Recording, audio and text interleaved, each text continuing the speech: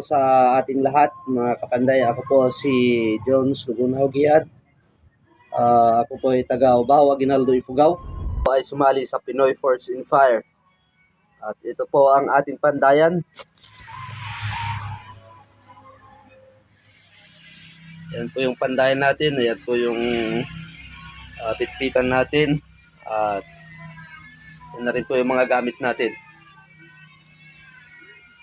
Maraming salamat po sa pag-anyaya sa amin dito sa Pinoy Forge in Fire. At masaya po kami. At magandang araw po sa lahat. Hello guys, Christian Regalario ng Baanan, Magdalena, Laguna. Pakita ko lang sa inyo ang aking shop.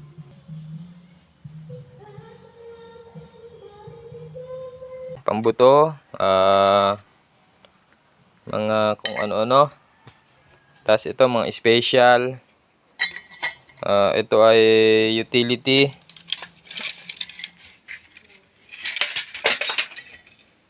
Medyo pang locals. Ito pang order online. Ito mga pang locals din. Ito mga yan, sculpture. Kung ano nung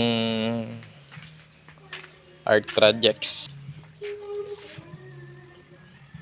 Naimbag nga Ardoyo nga pandayan siya ni Fabian Ambuyaw nga taga-Pasnaan, Aguinaldo, Ifugao. Nagititi pandayan, nagititi martiryo, and nagigapay ti router nga pangkaluban, grinder nga pang grinder, blender, harina, then agyaman na. Magandang gabi po, Marvin Villa po ng Ginubatan, Albay. Ako po ay nagpapasalamat at nakasali ako sa Forge in Fire Season 2. Ito po ang mga gamit natin. Salamat sa Forge in Fire. Good luck po.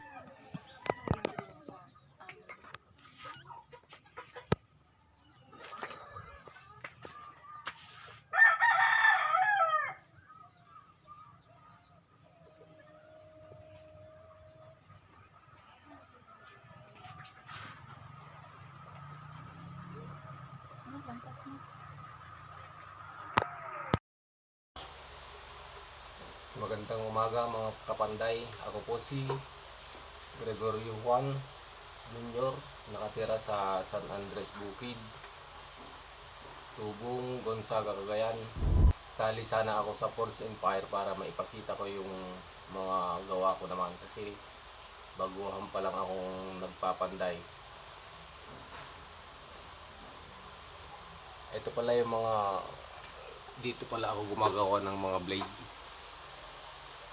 Ayan, din yung hahasakan ko. Tapos sa taytay ako nagpupukpok ng bakal kasi nandun yung pukpukan ko. Masikip kasi dito sa Manila.